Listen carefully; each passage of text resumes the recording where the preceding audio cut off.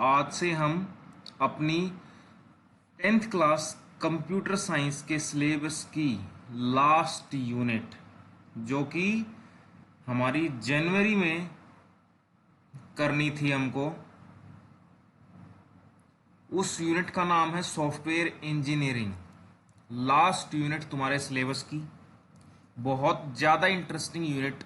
ये एक ऐसी यूनिट है जो मैंने खुद अपने कॉलेज टाइम में, जब मैंने इंजीनियरिंग की थी, उस टाइम पे हमारा सब्जेक्ट होता था एक सॉफ्टवेयर इंजीनियरिंग। हमारी पूरी बुक होती थी सॉफ्टवेयर इंजीनियरिंग की, लेकिन तुम्हारा 10th का सिलेबस है, इसलिए तुम्हारे में सिर्फ इसकी इंट्रोडक्शन है। लेकिन बहुत अच्छी यूनिट बनाई है 10th क्लास के हिसाब से, बहुत इंटरेस्टिंग यूनिट है। जैसा कि नाम से पता लग रखा है, सॉफ्टवेयर इंजीनियरिंग, यानी कि सॉफ्टवेयर कैसे बनेगा, सॉफ्टवेयर बनाने में हम कैसे इंजीनियरिंग इस्तेमाल करते हैं। ठीक है, सॉफ्टवेयर इंजीनियर कौन होता है? जो सॉफ्टवेयर बनाता है। ठीक है, और सॉफ्टवेयर इंजीनियरिंग यानी कि सॉफ्टवेयर बनाने की इंजीनियरिंग की पढ़ाई, स्टडी। ठीक है, तो 2 दिन की यूनिट है, आज की और कल की। सिर्फ 2 ही वीडियो बनेंगी, क्योंकि सिर्फ 2 पेज की यूनिट है। बहुत इंटरेस्टिंग यूनिट है, सबसे ज़्यादा नंबर इसी यूनिट में आएंगे। सारी थ्योरी है, कुछ नहीं है, और प्रैक्टिकल ज़्यादा इसमें। तो चलते हैं नोट्स पे। हेडिंग डालनी है इंट्रोडक्शन टू सॉफ्टवेयर इंजीनियरिंग। जनवरी में ये हमारे सिलेबस में है, और यूनिट नंबर 8। ठीक है, सिलेबस में कितनी यूनिट्स बनी? 8 यूनिट। 8वीं यूनिट, लास्ट यूनिट। सबसे पहला जो टॉपिक है इस यूनिट का, वो करते हैं what is software engineering. Software engineering क्या है? Software engineering is that branch of engineering which applies engineering principles and techniques to the design, development and maintenance of softwares। देखो, सॉफ्टवेयर तुमको पता है सारे क्या होते हैं। सॉफ्टवेयर यानी कि एप्लीकेशंस, जिनको तुम फोन में एप्स बोल देते हो। कोई भी ऐप हुई, ठीक है, तो कंप्यूटर में भी एप्स होती है हमारी, जैसे Google Chrome, Microsoft word, power point, कोई एंटीवायरस। ठीक है, ये सारे क्या है? सॉफ्टवेयर हैं। ठीक है, यानी कि ये सारे क्या हैं? एप्स हैं। इनको हम प्रोग्राम्स भी बोल देते हैं। देखो, तीनों चीज एक हैं। या तो एप्लीकेशंस बोल दो, जिनको हम एप्स बोलते हैं, या फिर सॉफ्टवेयर बोल दो, या फिर प्रोग्राम्स भी बोल सकते हो तुम इनको। ठीक है, तो डेफिनेशन क्या निकल के आई इसकी? सॉफ्टवेयर इंजीनियरिंग की वो ब्रांच है जो कि अपने इंजीनियरिंग के तौर तरीके, प्रिंसिपल्स एंड टेक्निक्स, तौर तरीके लगाकर सॉफ्टवेयर्स का डिजाइन करती है, डेवलपमेंट उनका निर्माण करती है, मेंटेनेंस बनने के बाद उनका रख रखाव करती है। ठीक है, तो सॉफ्टवेयर इंजीनियरिंग को अगर हम सिंपल भाषा में बताऊं ना मैं, तो सॉफ्टवेयर इंजीनियरिंग का काम होता है एक अच्छा सॉफ्टवेयर बनाना। ठीक है, उस अच्छे सॉफ्टवेयर का डिजाइन तैयार करना, उस अच्छे सॉफ्टवेयर का फिर डेवलप करना उस डिजाइन के हिसाब से, और जब वो बन जाए तो उसकी मेंटेनेंस, देखभाल करना। तो सॉफ्टवेयर इंजीनियरिंग अब तुम समझ गए होगे। ठीक है, फिर से बता देता हूं, सॉफ्टवेयर इंजीनियरिंग की वो ब्रांच है। देखो, हम यहां पे ये क्यों बोल रहे हैं कि इंजीनियरिंग की वो ब्रांच? क्योंकि इंजीनियरिंग में काफी ब्रांचेज होती हैं। जैसे कि इंजीनियरिंग में क्या क्या होता है? देखो, इलेक्ट्रिकल इंजीनियरिंग, जहां पे इलेक्ट्रिकल इंजीनियर तैयार किए जाते हैं, यानी कि वो इंजीनियर जो बिजली का काम करेंगे। सिविल इंजीनियरिंग भी होती है, जो कि बड़ी बड़ी बिल्डिंग्स बनाते हैं इंजीनियर। मैकेनिकल इंजीनियरिंग भी होती है, जो कि बड़ी बड़ी मशीनों को ऑपरेट करते हैं। ठीक है, इसी तरह केमिकल इंजीनियरिंग, जो कि केमिकल्स का काम करेंगे। इसी तरह इंजीनियरिंग में एक होती है सॉफ्टवेयर इंजीनियरिंग, जो इंजीनियर सॉफ्टवेयर का निर्माण करेंगे। ठीक है, तो इसीलिए यहां पे बताया गया कि software engineering is that branch of engineering. Software engineering की वो ब्रांच है जो कि इंजीनियरिंग के तौर तरीके, इंजीनियरिंग प्रिंसिपल्स एंड टेक्निक्स लगा के सॉफ्टवेयर का डिजाइन करती है, डेवलप करती है और उसको मेंटेन करती है। ठीक है, अब चलते हैं आगे। सॉफ्टवेयर इंजीनियरिंग में हम इंजीनियरिंग के तौर तरीके का इस्तेमाल करके अच्छे सॉफ्टवेयर का निर्माण करते हैं। अब आ जाओ next most important topic, SDLC। 100% exam में आएगा SDLC। इसकी फुल फॉर्म सबसे पहले सॉफ्टवेयर डेवलपमेंट लाइफ साइकिल।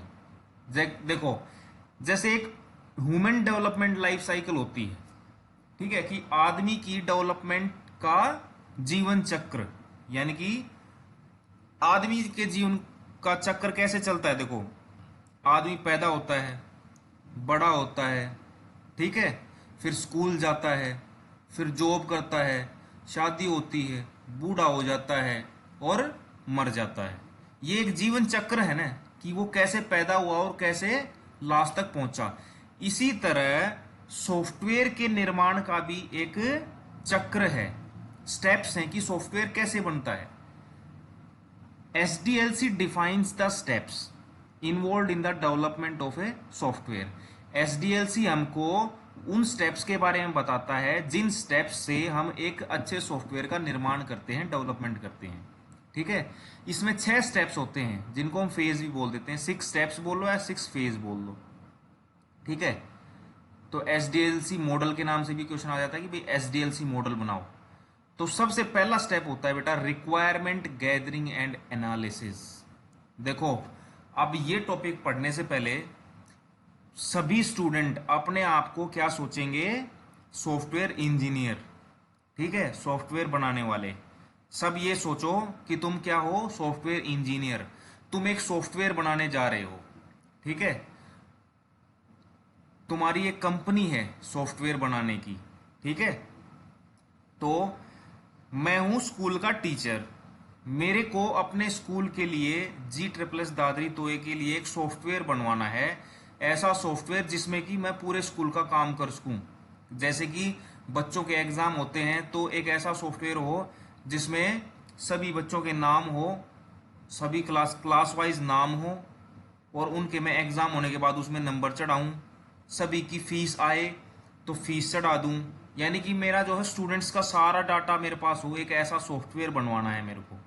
ठीक है, और मैंने तुम्हारी कंपनी को ठेका दे दिया कि भाई हमारे जो स्कूल का सॉफ्टवेयर है वो तुम बनाओगे। ठीक है, तो सबसे पहला काम तुम क्या करोगे, सॉफ्टवेयर इंजीनियर के तौर पे तुम्हारा पहला कदम क्या होगा। ठीक है, तुम्हारा पहला कदम होगा रिक्वायरमेंट गैदरिंग एंड एनालिसिस। ये स्टेप 2 हिस्सों में बटा हुआ है। पहला है रिक्वायरमेंट गैदरिंग और फिर है एनालिसिस।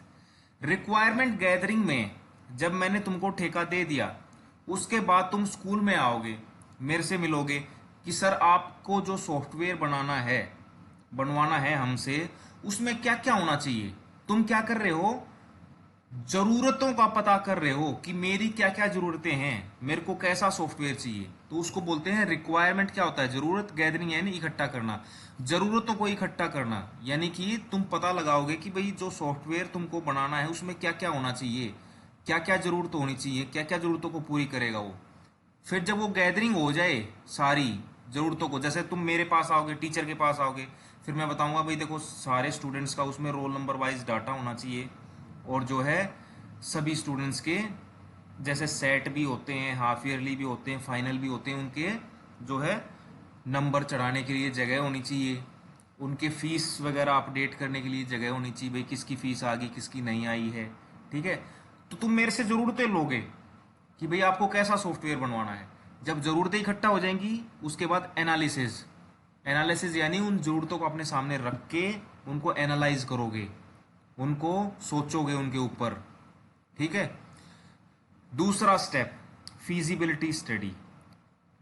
फीजिबिलिटी स्टडी में तुम ये देखोगे कि भाई जैसी की ज़रूरत मैं बता रहा हूं कि भाई ऐसा सॉफ्टवेयर बनवाना है मेरे को, क्या वो सॉफ्टवेयर बन भी सकता है या नहीं बन सकता।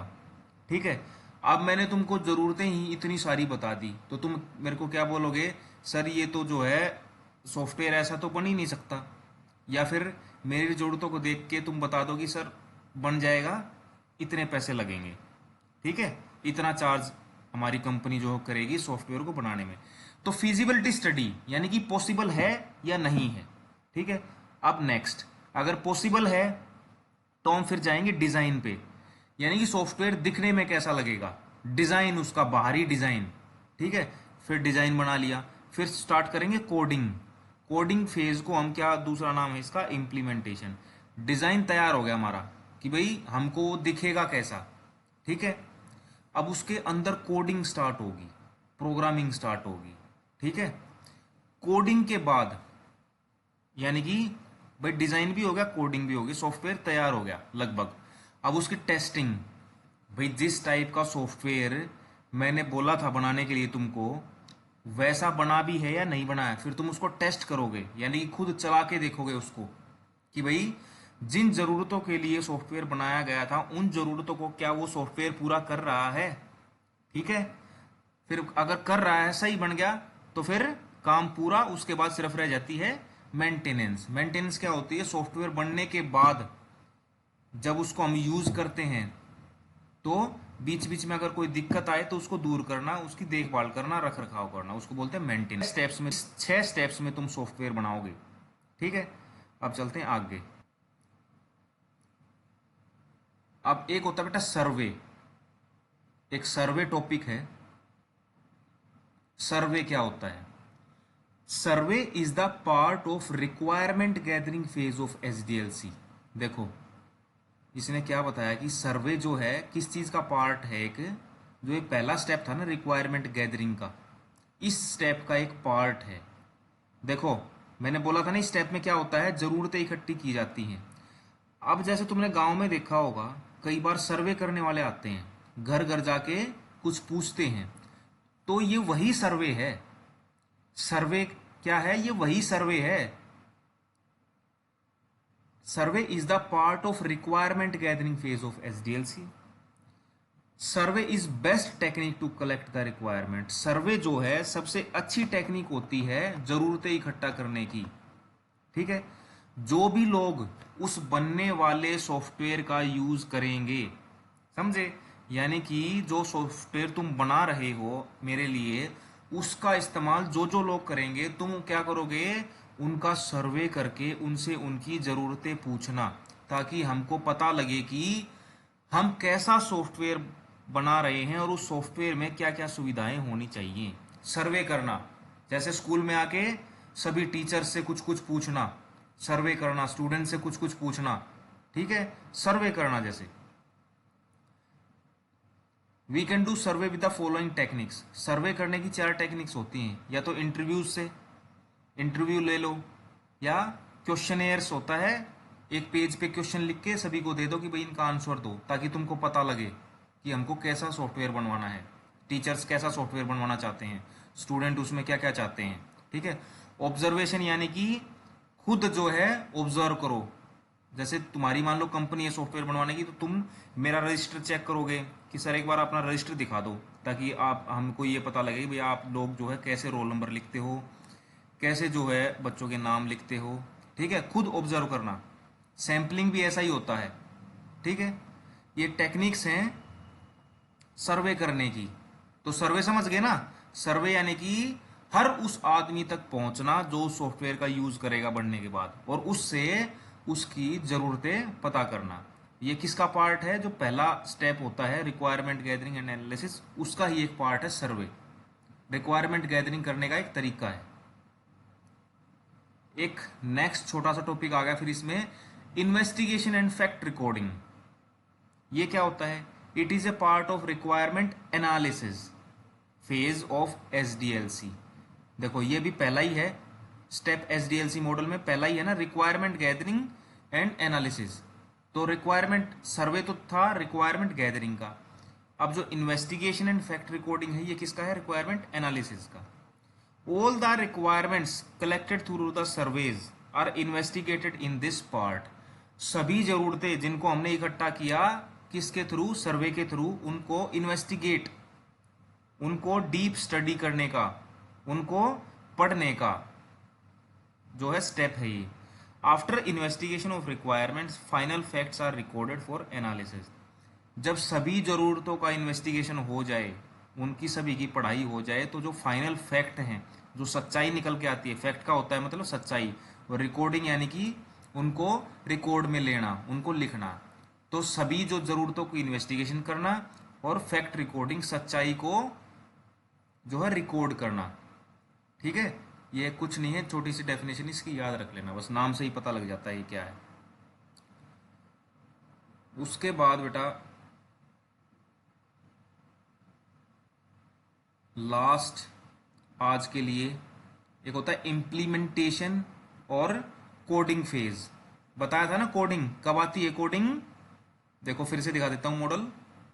कोडिंग या इम्प्लीमेंटेशन डिजाइन बनने के बाद, देखो रिक्वायरमेंट गैदरिंग एंड एनालिसिस हो गया हमारा, फिजिबिलिटी स्टडी हो गया, सॉफ्टवेयर का डिजाइन बना लिया हमने। अब आएंगे हम कोडिंग पे। ठीक है, कोडिंग यानी कि जिस हिसाब का डिजाइन हमने सेलेक्ट किया है उस हिसाब से उसकी कोडिंग करना, अंदर प्रोग्रामिंग करना। This phase of SDLC comes when we have gathered the requirement and when our design is ready। ये बोल रहा है कि SDLC के अंदर जो हमारा कोडिंग या इम्प्लीमेंटेशन फेज है ये कब आता है, जब हमारे पास सारी ज़रूरतें इकट्ठा हो गई हों और हमारा डिज़ाइन भी रेडी हो। ऐसा तब हो जाए तो क्या होता है, द सॉफ्टवेयर डेवलपर, जो सॉफ्टवेयर डेवलप करने वाला आदमी है यानी कि तुम, वो क्या करते हैं, starts coding according to the requirement and the design. Design और ज़रूरतों के हिसाब से कोडिंग शुरू कर देता है। आसान भाषा में समझें तो जब हमें ज़रूरतों का पता चल जाए और ये पता चल जाए कि सॉफ्टवेयर का डिज़ाइन कैसा बनाया गया है, तो हम उसके अनुरूप कोडिंग या इम्प्लीमेंटेशन स्टार्ट करते हैं। ठीक है, तो ये था आज की क्लास। सिर्फ कल के लिए हमने टेस्टिंग जो टॉपिक है वो छोड़ा है। बहुत इजी है, किसी को ना समझ में आए तो वीडियो दोबारा देखनी है।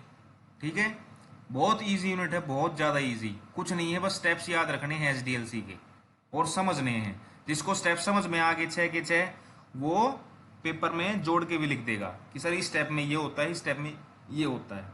ठीक है, फिर से स्टेप बता देता हूँ। पहला होता है ज़रूरतें इकट्ठा करना, फिर ये देखना कि बन पाएगा या नहीं। ठीक है, फिर होता है उसका डिज़ाइन तैयार करना, फिर होता है उसको कोडिंग करना। ठीक है, फिर कोडिंग के बाद आती है हमारी टेस्टिंग, टेस्टिंग के बाद मेंटेनेंस। 6 स्टेप याद रखने हैं बस तुमको। ठीक है, बाकी तो तुम इनको जोड़ जोड़ के भी लिख दोगे। ओके बेटा, थैंक यू।